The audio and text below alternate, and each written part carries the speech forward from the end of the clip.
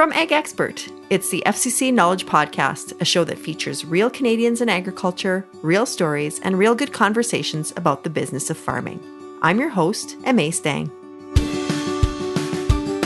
I think it gave me a little bit more confidence to be able to do that, a little bit more gumption to say I do know what I'm talking about. Because I had those strong female role models in my life, I never felt that I couldn't do something because I was a female.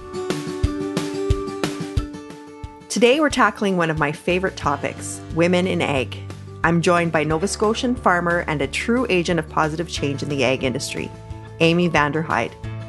Having grown up on a farm run entirely by women, Amy's applied the lessons she's learned to her own operation in the Annapolis Valley, as well as in her family and on the ag boards she's involved with.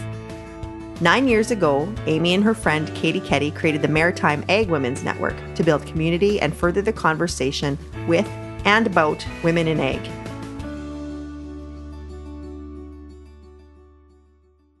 Amy's currently the chair of the Chicken Farmers of Nova Scotia and has volunteered her time on other ag-related boards, including the Do More Ag Foundation.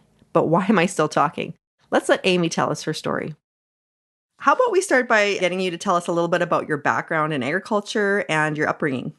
I grew up one generation removed from my grandmother's beef farm, but we lived next door. And she was our after-school babysitter, and my aunts were living at home at the time, so we were with them before after-school weekends. Whenever we wanted to be there, we just walked down the road. I always say that I grew up on the beef farm. I mean, a farm teaches you life lessons, and that's where I learned them. Grew up in that environment and definitely knew that whatever I did when I grew up would involve agriculture somehow. So Grandma put you to work on the farm? She did. It was more my aunt. My grandfather passed away when I was 2 months old, and the farm went to my grandmother, but I had two aunts still living at home that were in college and high school at the time. They just kind of continued running it. Never a conversation of whether they should sell the farm.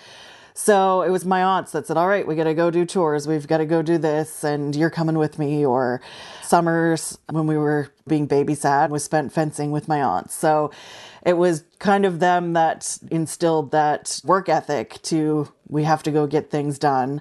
You're coming along and you're going to help. So it wasn't really a question of whether we were going to do it. It was just kind of an expectation. And luckily I loved it, so I never minded. So let's fast forward to now. Tell us about your farm life. My husband, James, and I and his parents operate a poultry farm in the Annapolis Valley, Nova Scotia. And then we also have 3 children. Jackson is 16, Warren is 12, and Clay is 10. So they have very much grown up being involved in the farm as well. We also do some cropping, and then James and I also own our own small farm, which is just a small cow-calf farm on the side. It uses some of the land that isn't good for cropping or use in any other way from his parents' farm, so we're lucky in that way that we can kind of use some of their farm to help our business grow. So your in-laws, from what I understand, they have the poultry farm, and then you and your husband have a beef farm in partnership. Yes. And then you're eventually going to take over the poultry farm from your in-laws? Is that the plan? Yes, that's the plan right now. I don't see it changing. We don't want to do anything else.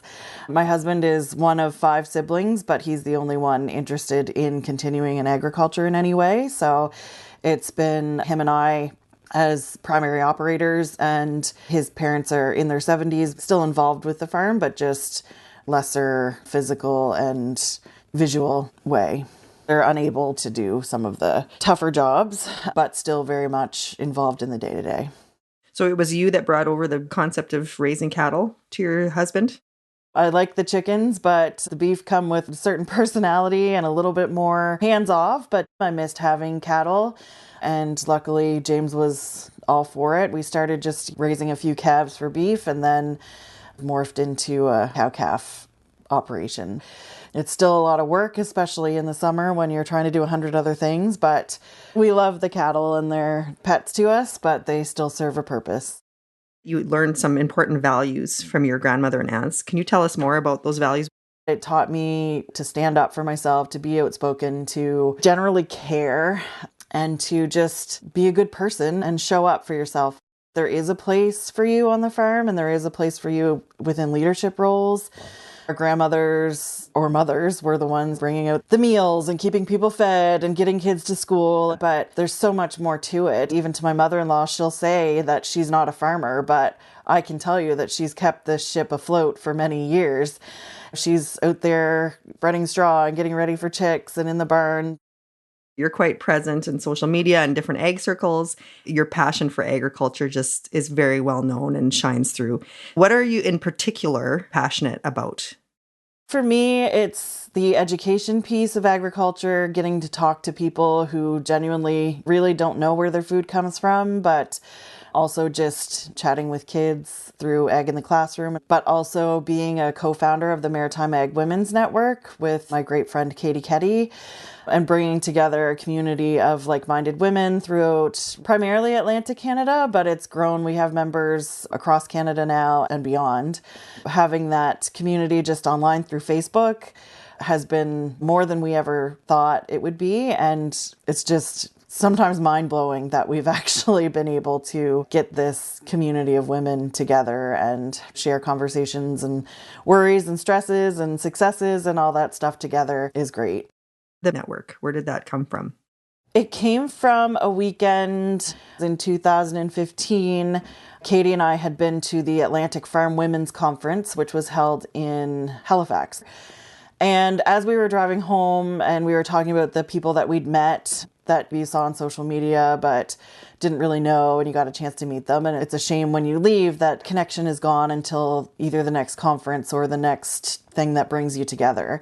So we were just kind of chatting and said, well, maybe we'll start a Facebook group and invite the people that we met, and that'll give us a little space in the world to connect with them. And it just grew. They invited friends, their friends invited friends, and now we're well over 1,000 members. The Maritime Ag Women's Network, this just exploded into something that was a really great, far-reaching network. Was there anything else that surprised you about that? Some of the topics of conversations, people saying like, I need work clothes and I can't find any that fit me, like can't fit my body type and stuff like that. Stuff, again, that you don't necessarily think about all the time. And then your brain goes, I go to my local workwear store. There is nothing that's either in a size, 2 to 8 and doesn't fit me, or it doesn't exist.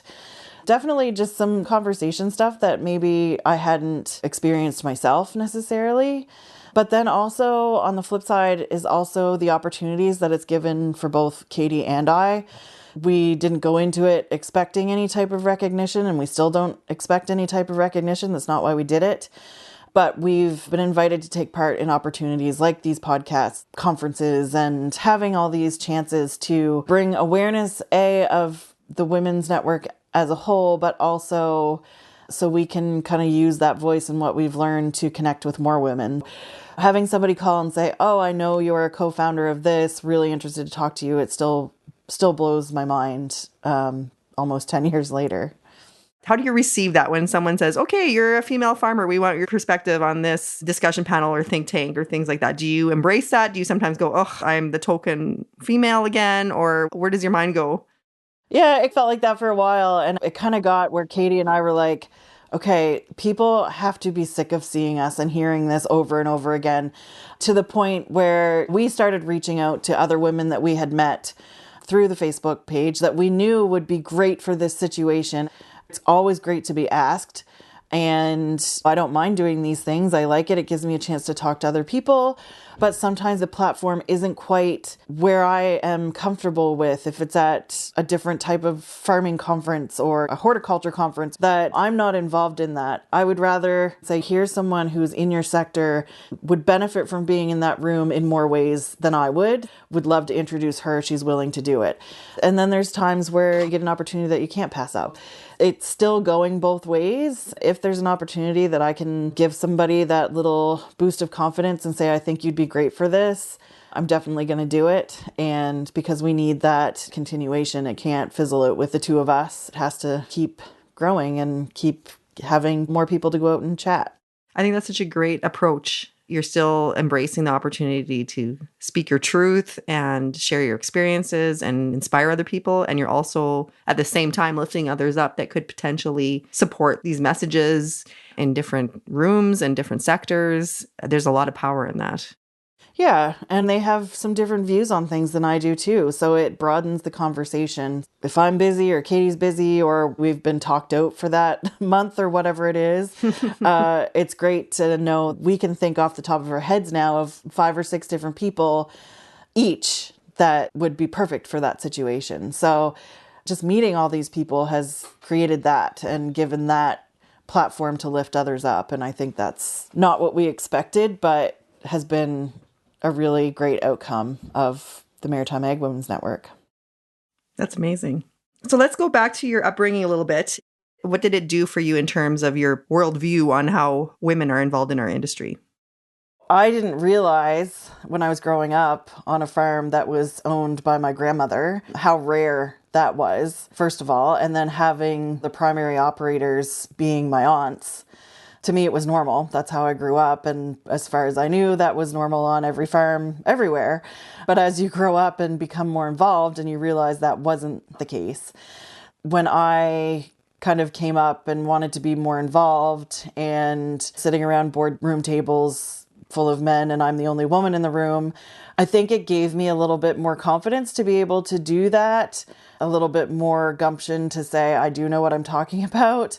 Because I had those strong female role models in my life, I never felt that I couldn't do something because I was a female. I'd grown up seeing these women take everything on, difficult calvings, purchases, everything. For me, I could take all of that knowledge and confidence that I had gained from that upbringing and bring it to the board table. That's amazing. Little Amy seeing all this happening, having no idea that anything could be possibly different. Even growing up and you hear news stories and you still hear the term male dominated. As far as I was concerned, there was no such thing. But as you grow up and you get more involved and you do see that agriculture is male dominated, that it can be hard to find your place. But just because I had that leadership role in my life by those women carried me through. How do you think your personal experience inspire other women on the farm? I think it's representation and being able to see that there's another woman in a role that you would like to take on someday, or maybe you've been thinking about doing something, but it's scary or it's not comfortable. By other people sharing their stories and being able to see that representation out there kind of gives you a little bit more of a boost to say, okay, I know I can do this. I can try it. I can see how it goes. But if she's doing it, I can do it too. Or if they're doing it, I can do it too. It's just having that representation. I think that really matters and being able to see it. And I'm not sharing as much on social media as I used to just because it is a huge time suck. I just don't have it anymore. I wish I did, but it's not so simple as posting a picture anymore. But I still do. It's being able to take that 5 minutes and make that post and have people message me or put a comment in that says, thanks for sharing. I wanted to try this. Glad to know it worked, or whatever. Yep. But just being able to share that little corner of my world and inspire somebody else is mind-blowing to me. I'm just Amy from Nova Scotia. So to have people recognize me from as far away as they do because of social media is crazy sometimes. That's definitely opened up a lot of networks that we wouldn't have had otherwise. It's that isolation factor too, where you're on the farm and you've got kids or you've got the responsibilities of farming that you're not necessarily able to go out and connect and network with people as often. So having that outlet online and being able to share that story or that frustration or success is everything. And then seeing that representation from others can inspire somebody else. You talked about how important that is to you, sharing the reality of agriculture. And it also spreads to other passions of yours, such as mental health. On social media one day, decided I was going to just make a post about how mental illness affects me. I do have seasonal affective disorder. September, October, and starts to get darker and my mind starts to get darker and I go into hibernation mode, and I just felt like sharing that. There's other ways I've been affected by mental health by those close to me. And I got 2 or 3 reactions to that post that were like, thank you for sharing. I could never do that. I have the same situation, or I'm going through this and I'm not ready to talk about it, but I'm glad that somebody is. And the fact that I was a farmer and I was using the farm to boost that message related to others, and being agriculture and being resilient and being strong and not letting things affect you has been the stigma that farmers have faced forever. By saying, oh, I am vulnerable and this is what I'm going through, can inspire somebody else to share their story as well. And then through that, just continuing to share anything I could about mental health. And I took some of the mental health first aid courses, and getting to know people like Leslie Kelly, High Heels and Canola Fields with Do More Agriculture, led to a position on their board for a while and deeper connections in the mental health community. It can be a weight off your shoulders to share some of that and know that you're not alone. And I have been okay sharing that about myself. So if I can inspire someone else to talk about it and get help that they need, then I'm willing to do that for them. There's so much value in other people seeing that they're not alone and feeling like they're seen. I still get DMs that say, thank you for sharing. And sometimes there's no more explanation, but I think if someone takes the time to say thank you for sharing, that's them reaching out. It's nice to know that people are paying attention and people are realizing they're not alone, and that's so important. I see more and more women today owning that title of farmer. And I've heard the discussion too about some people are less comfortable with that title. You should be able to assume the title that you are comfortable with. But it seems to me that more people, regardless of their role on the farm, are assuming that, and it's being accepted, which is great. There's always been the argument farmer versus farm wife. I've been fine with either. I fully understood when I married my husband, I was also marrying the farm. Being a farm wife doesn't make me any less of a farmer or vice versa. I think owning that and saying that you are a farmer and not discrediting yourself for the work that you do, because sometimes those hours or weeks that you spend at your computer desk doing paperwork, your farm wouldn't be successful without that. So you're still a farmer if that's your job. So you're raising 3 sons, as you mentioned. What do you hope they take away from you as they move through life, either on or off the farm? I hope that they grow up and see what I was doing is normal to them. I grew up seeing my aunts in the roles that they were in and owning the farm and stuff like that as normal, and hoping that I carry that through to the next generation and that they never question it. They never look at a boardroom and say, wow, there's only one woman here, or think that they don't deserve to be there. I want them to respect women and know the importance that they bring to the table. And there's a lot to unpack and to try to describe, but I think that them having someone willing to take the time to sit down to do meetings, to do things off the farm that reflect the farm, build it up from the outside type of thing, that is normal. It's just status quo and nothing is unbalanced. Do you see them adopting that kind of mindset already at this age? My oldest is 16, so he's got his own life pretty much now. There's never a question of, oh, mom's got to go to a meeting and, it's supper time. And the other two, they're supportive kids and it's normal to them. I don't know if they've been exposed enough to see that it is different still. Yeah. And I'm hoping that by the time that they are my age, that it's not on the radar anymore. That's the goal, right? So, during your farming career, what surprised you the most about your experience as a woman in ag? Again, it's going back to not realizing that my upbringing was a little outside the box and becoming more involved, and then looking around the room and sometimes realizing I'm one of only a handful of women, or sometimes the only woman in the room. I am the chair of Chicken Farmers of Nova Scotia, and I'm the only woman on the board. That visual is still there. I don't feel like I am the token woman in that sense, but looking in, it could be viewed that way. It still surprises me sometimes when I hear an announcement about a woman elected to a board for the first time in agriculture. It's like, wow, it's still surprising today. So entering into it and sitting around those rooms, even just at AGMs, realizing that I'm in the minority, and it being 20 years later and it's still the case, that continues to be surprising. We often hear there's nothing holding a woman back from getting involved, But I always wonder, could it be self-confidence or imposter syndrome, the mental load that typically is required for women to physically leave the farm? Like you said, women sometimes are quote unquote stuck on the farm, or is there something else? We're the load bearers. We're there for our spouse, for our children, for everyone. For me to leave for a day or a night or however long, I'm lining up someone to make sure that the kids get on the bus on time and making sure that there's food in the freezer. And it's not because my husband can't do it. It's just because my brain just goes there to get it all done before I leave.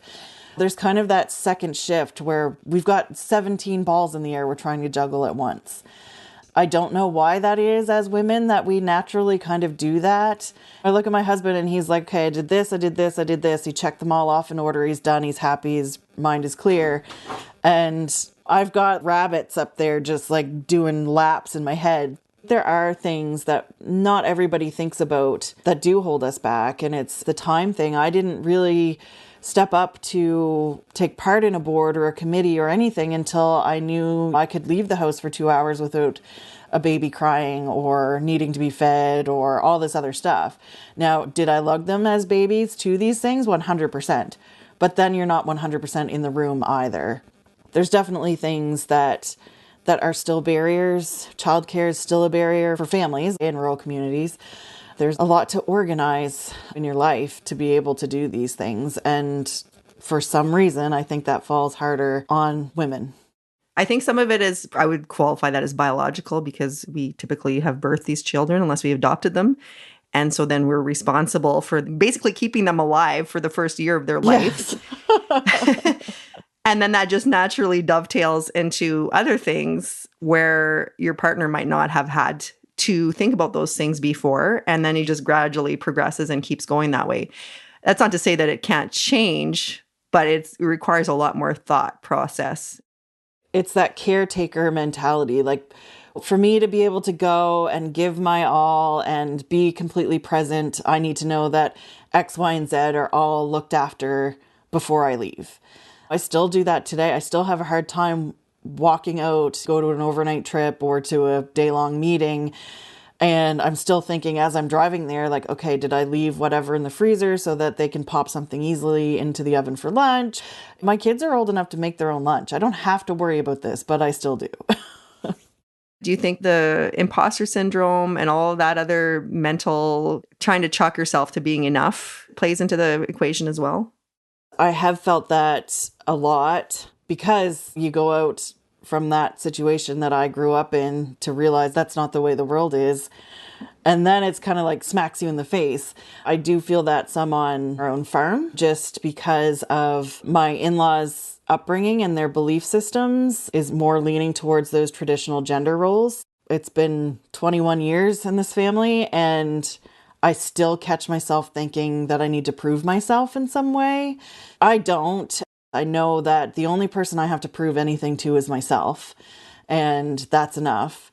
But there still are days where you feel overlooked, or you feel like you haven't done enough, or that you never get the thanks that you deserve, or whatever the situation may be. I don't hold that against them. That's part of their generation, part of their religion, but it still messes with your head. It's a hard thing to live your truth in a generation that had known a different reality. Exactly. And I didn't grow up that way. And so it's very different for me. I mean, I knew what I was getting into, but also my husband doesn't have that same belief system. We're very much 50-50. If he needs something done, he knows I can do it, and he doesn't hold that I'm a woman and shouldn't be doing it. He just tells me to go do it. So that wouldn't have worked otherwise, but it's still there because we still have those people in our lives. It's something that I do have to separate every now and then when I'm thinking about whether I'm doing a job or whether I've brought something new to the farm to try out or have ideas that I know are not going to go over well because they're coming from me. But I've learned to let that slide and let them mull over it for a while, and it usually works out. Patience is important. That's right. This podcast has been brought to you by Ag Expert, farm management software designed for Canadian agriculture. Learn more at agexpert.ca. You mentioned that some of the boards that you sit on, you're the only woman there or one of few women there. What would you say women bring to the table that broadens the perspective of the board? When we were talking about how we're caretakers and we think about things differently than men do, it's the same around the board table. Sometimes I'm a little more empathetic or look at things from a different angle than my male counterparts. I do notice sometimes that they're kind of cut and dry. It's very black and white. And then I'm sitting there in the gray and thinking, well, what if we looked at it like this? How do we fix this problem? And the 7 different ways we can tackle it go through my brain, where they go to the one that they think works the best, and that's it. It's that way of thinking that brings a lot of value to women being on boards, because it can change a view on something and change the outcome or the particular way that you make a decision or you lead a discussion. It is the different ways of thinking and being in that gray area. I think that women experience that more than men. That probably leads to more possibilities and a deeper perspective on certain issues. There's times where their gut reaction is definitely the right one, but we've broadened the conversation. We've found something else that we need to address or fixed other problems in the process. Just having that different approach to problem solving or brainstorming can be a very valuable tool to have. Yeah, that's the last thing you want on a board is groupthink, right? Having different views of things is very progressive. If everybody thought the same, it'd be a pretty boring place to be. Over the course of your career, what evolutions have you seen of women in ag? It's still seeing that board elected the first female, but then it's 5 years later and now they're the chair of that board. I keep going back to boards because that's where the public really sees it. But also there's more and more stories about women taking on ownership roles in farms or food processing or whatever it may be in the food system and feeding our country. And having that representation that there are more and more women stepping up into these positions or taking on these huge tasks that maybe 20 years ago nobody would have ever thought of. Things are changing. Maybe it's not changing as fast as we think it should, but there is that turnover happening. It's a marathon, not a sprint, right? Yes. Who do you think is pushing this evolution? It's the people like us that are having this conversation today. It's the women in those Facebook groups that are networking and connecting and building courage and confidence. I can't even begin to tell you how many times I've been asked to be a part of a panel or be a part of a think tank that's been funded by whatever program to get however many women in the industry by whatever year. Those things fizzle out. They always do. There's attention from it for a while and then it dies out. And meanwhile, we're still back here having these conversations and still out here trying new things. And I think it's that organic process more so than the spotlight and the money being thrown in. Not saying that those aren't valuable because they still create those networks and create relationships that help us. It's the conversations in the background that are pushing it more forward. Looking at long-term, what's the end game here? What is the plan to have some sustainability to carry on into the future? It's hard to have a measurable outcome out of something like this. Yes, we want to see whatever percentage of women in leadership roles or whatever, and it's the same in so many industries, but how can you measure that outcome to say this is worth investing in? And it's not that it's not worth investing in, it's just hard to quantify. It's hard to pinpoint what you exactly need to invest in that's going to make the biggest impact. Is it a mentorship program? Is it just allowing some growth in somebody's business through a funding program or something like that that can bring more women into it or create more awareness? It's difficult for sure. Looking ahead, what's exciting for you in agriculture? There's a lot to be excited about. It is kind of a scary world we live in right now in agriculture, but looking ahead and seeing how much advancement there's been in technologies to not only help with efficiencies in farm processes, but also help with that work-life balance. And know that for the next generation, it may be a little easier than it was for me and a lot easier than it was for my father-in-law. But also seeing my 16-year-old wants to do nothing else except farm. If I would let him quit school today and farm full-time, he would be the happiest kid on the planet. It's nerve-wracking for me to see that because we don't even own the farm yet.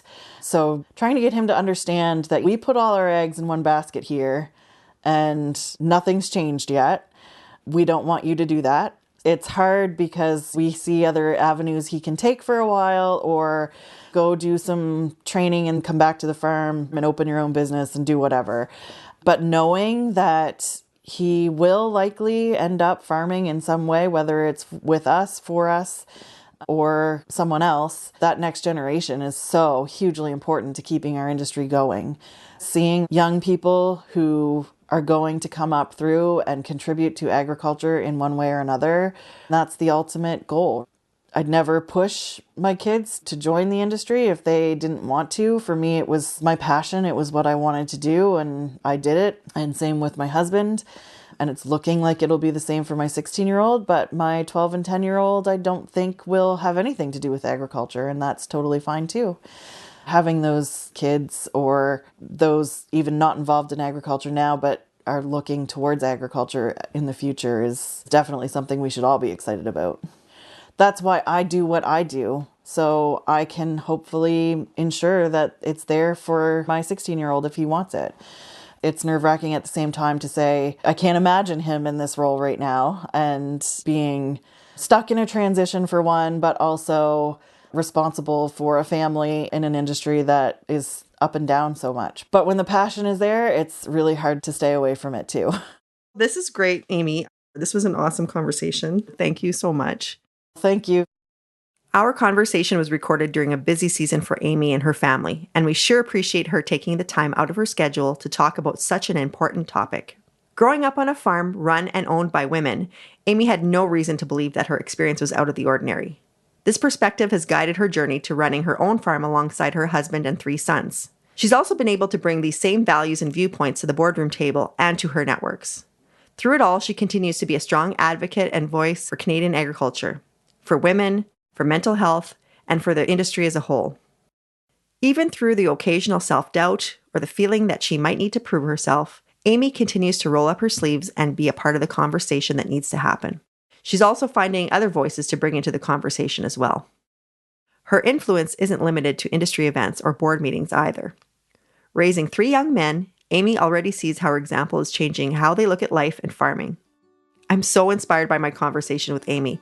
There's so much strength in knowing that we're all in this together and that we can influence positive growth in our families, on our farms, and in the industry. Check the show notes for further reading and resources related to this podcast. Are you enjoying this podcast? Be sure to share it with your family and friends. Please do subscribe so you can be the first to know when we drop new episodes.